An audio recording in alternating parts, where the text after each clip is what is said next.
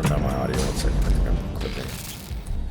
All right, what's up, guys? It's Justin Kahn. We're back with another Fractal Radio where we talk to the coolest blockchain games on the internet. Today, I'm joined by Evan, the founder of BR1. Really excited about this one. It is a third-person shooter with apes. It's pretty cool. When I got the demo for this game, I was like, it blew my mind. So, Evan, welcome. How are you doing? I'm doing great, Justin. Thanks for having me. Brent, pleasure to have you here as well. Excited to be building the future of gaming and to share it with you guys here today. Amazing. Yes, and also I forgot, thank you for doing that. I forgot to mention Brent from the Fractal community team is here on the call too to serve as a crash test dummy for playing the game as well. We're going to play together. So, all right. Let's start with the overview though, Evan. What is BR1 and how did you get into it and start it? BR1 is a third-person, risk-based tactical shooter that me and my co-founder, Jonathan Cohen, incepted about 2 years ago. We grew up in the world of RuneScape and MMORPGs and Rust, and I played a cumulative thousands of hours in these games. And it was very disappointing as I grew up. I realized that not only was there no tangible secondary market value for the time I committed to these games, but there's developers who are like duplicating items and selling them themselves. And I myself worked very hard to level up certain accounts, gather certain items, build value. This left me very distraught, and I left the world of gaming to go pursue my accounting degree.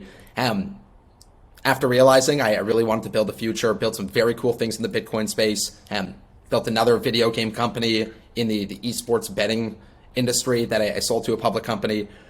We returned back to our 14-year-old dreams of wanting to build tangible secondary market value for the time people commit in video games. And blockchain, Web3 opportunities really presented themselves, and it gave us this chance to build a game where for every minute you commit to it, for every item that you aggregate, you can actually translate that into real-world value. So in our flagship game, we have the BR1 Metaverse, and the flagship game of the BR1 Metaverse is BR1 Infinite Royale.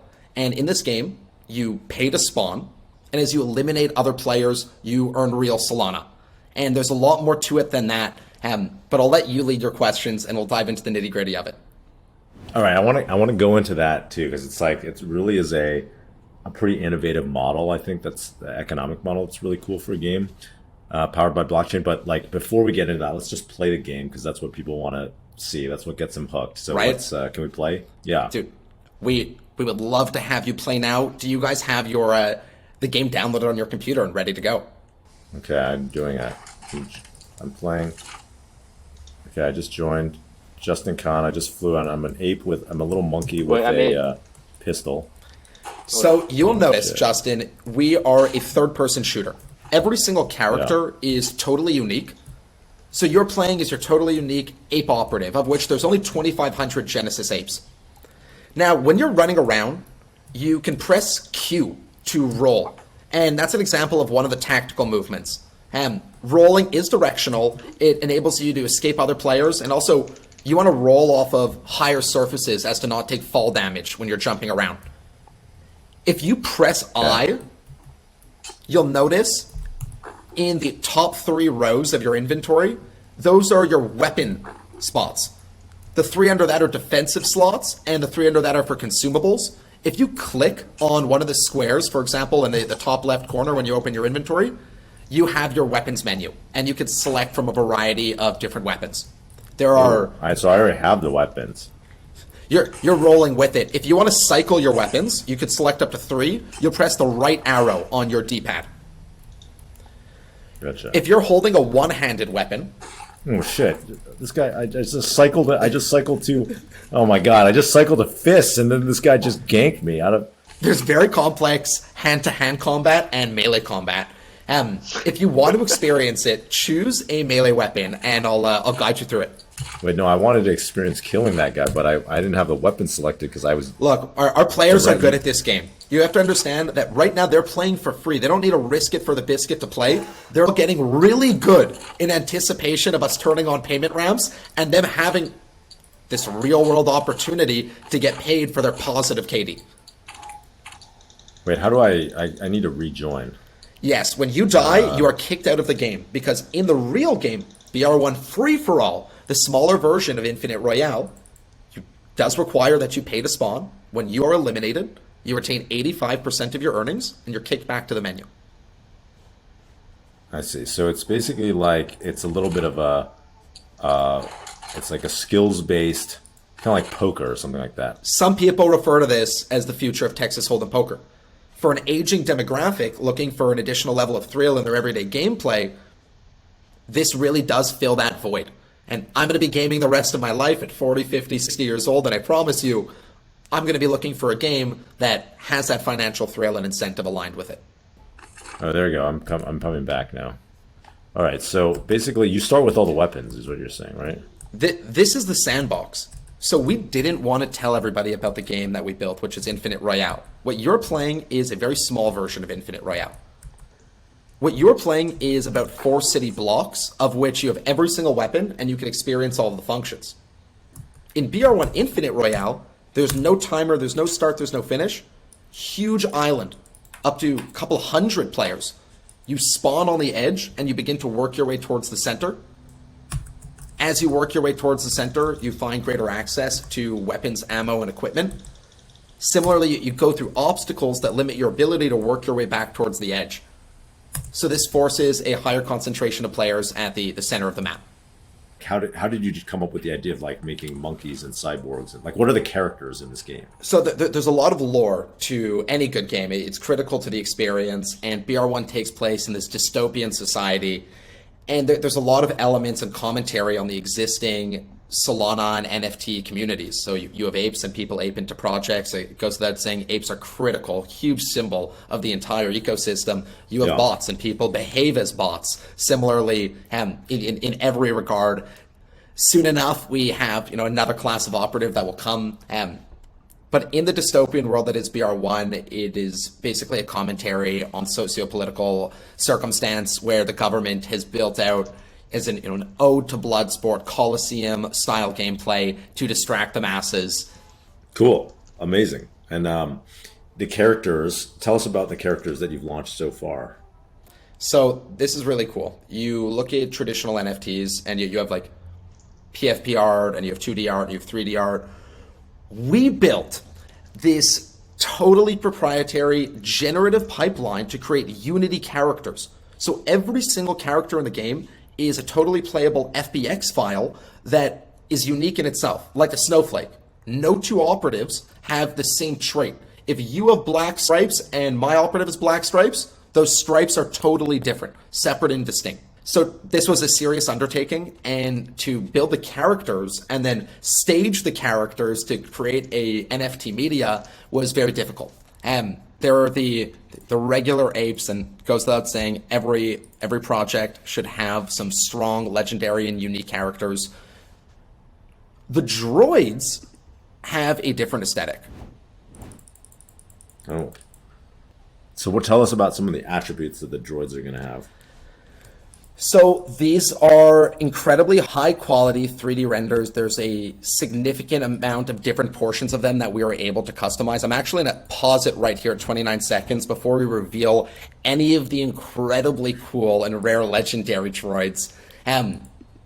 We are able to produce over 5 million unique operatives as a result of the attributes that we already have. So you can imagine what we have coming on April 16th is going to be incredibly cool. We've also created some Fractal exclusives for the people who participate on the community whitelist as a result of owning a Fractal NFT.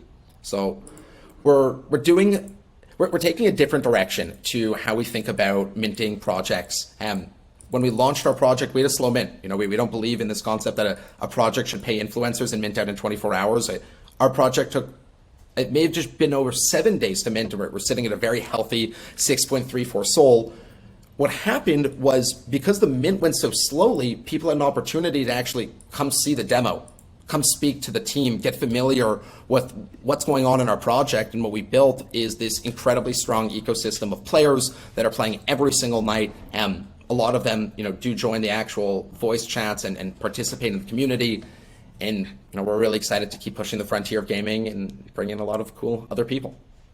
That's awesome. I love that because, it's what it is like you've really been building community in kind of like the real way. It's not just a flash in the pan. It's like you're playing with the players, you're working with, you're getting feedback from them, and they're playing every night. They're like really into it, and then the floor price has steadily increased, which I think is a representation of like people just like buying in over time, which is much more durable than like something that's just all about the hype in one moment. What we did, coming from the background of esports gambling, I know how important it is to appeal to the demographic of gamers, where previously it was three: the athlete, the audience member, and the content creator. And sometimes you play and sometimes you watch and sometimes you post on social media. So we're all three of those things. In Solana comes the fourth profile, that of the game investor. And we built a very strong ecosystem that drives demand between all of these participants. An easy example of that is our Gamer Guild UI. We built very strong incentives for large guilds to come forward and acquire many operatives for their scholars. If you're playing as the scholar of a guild, there are skin overrides that represent that guild, so they have a jersey to that operative. The guild can monitor the performance of those specific players and determine who should be attributed those NFTs for gameplay or at what budget, and creating different functions that again drive demand for these individual participants is critical to the experience. And so tell me about that. So let's start with the business model or the game model where you're going to get, like, you pay to enter, there's an entry fee, and then you get to take some of basically all the kills you get. So effectively, if you kill someone, you're getting like 85% of their entry fee. Is that right? So basically, within the game, you pay to spawn. In our $1 game mode, that's $1. And as you eliminate other players, you're earning the greater of 10% or $1. When you yourself are eliminated, you're retaining 85% of your earnings. Unless you own a Genesis 8, in which case you retain 90% of your earnings. One of the incentives of owning the Genesis operatives. For the guilds, this is very interesting because that 5% is a substantial sum. It's the difference in paying a scholar at times. Yeah. And so the idea for the scholars is like, there might be people that are playing on behalf of the guilds who are pretty good, and they're basically, is this going to incentivize people to be too good, where they're like just cleaning up on like new people? Well, the beautiful thing about gaming is there's no shortage of incredibly talented players. And like poker, at times I'm a fish. I will play poker knowing I'm not the best player, but I won't play the 2-5, maybe I'll play a 1-2. So there'll always be a pool of participants that are interested in gameplay, some looking for higher stakes, some for lower. We will continue to roll out servers and game modes to appeal to the larger demographic. But for the time being, we built one very large server, of which, as you've experienced tonight, there's a lot of demand to participate in, and this creates FOMO. People want to play. Yeah. And we have streamers who are playing the game. We have our game on Twitch, and in our beta launch with full payment ramps, people will get frustrated that they can't actually play. At which point we will release additional servers.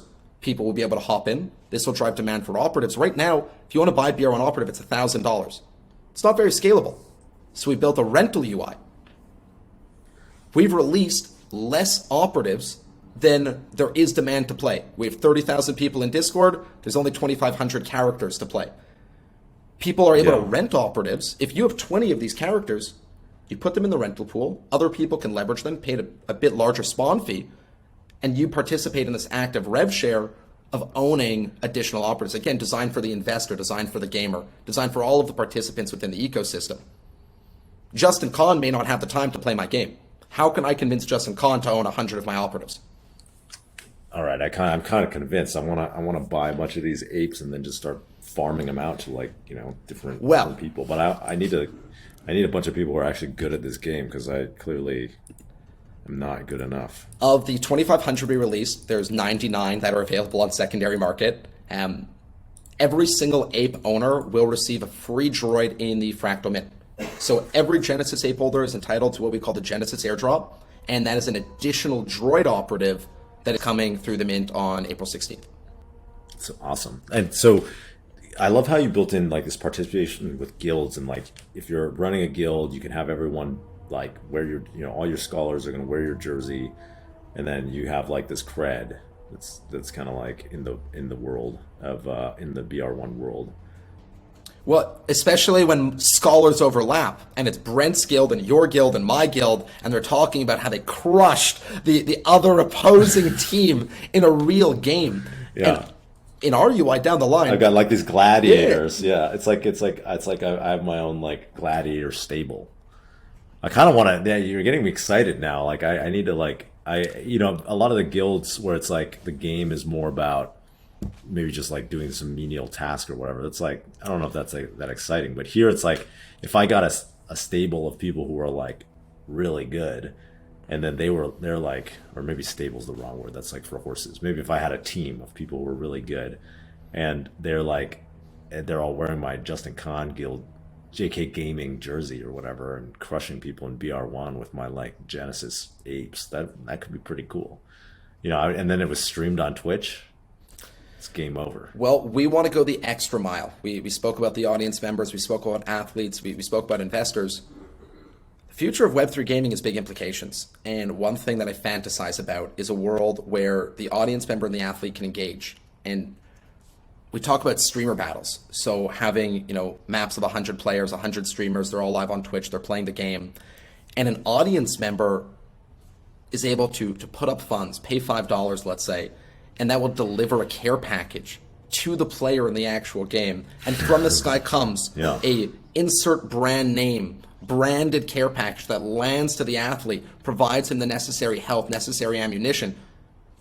He's grateful to the audience member who gave them this experience. Everyone in the audience loves this fan, and this entire positive moment brought to you by insert brand here. And going the extra mile and building these non-endemic advertising opportunities and these different experiences for gamers, something that we're very passionate about. Pushing the frontier of gaming is, what we're doing here. Love it. Okay, so tell us about the mint. The droid mint is happening on April 16th. We are launching our droids on April 16th. It is a collection of 7,500 totally unique droid operatives. 2,500 of them are going to be airdropped directly to the Genesis ape holders, as mentioned, and the other 5,000 will be sold on Fractal.is. There is a community whitelist that you can participate in if you're a Fractal NFT holder, and we're going to be dishing out a bunch of the whitelist tokens through different events leading up to the 16th. Amazing. Let's go. I'm excited. And if I go buy an ape right now, I'm going to get a droid for free. That might be the best decision you make this month. Appreciate it. In addition, having some really strong advisors on the project, I think, has positioned us to build an incredible gaming experience and bring in a lot of much more competitive partners and should expedite the delivery of the overall experience. Cool. Anything we didn't cover that you want to get out there? I want to cover your involvement. I want publicity of having your feedback and advice on project. Yeah, well, I mean, we could talk about that. So like I like the game after the demo. I YOLO'd and invested in the in the company, and so really excited to be on the journey with you guys. Thank you, Evan. Thank you for being so convicted in us. Really appreciate your time and everything that Fractal has done for us. It's been a hell of an experience working with that team. Evan, thank you for joining me for the interview. It's fucking awesome. I'm excited for the mint. And where can people find out more about BR1 online? If you want to find out more about BR1, you could find us on Twitter /BR1Metaverse, or hop into our Discord, discord.gg/BR1Metaverse, and obviously our website, br1game.com. Amazing. All right. Thank you. See you later, Evan. Appreciate you guys. Have a great rest of your day.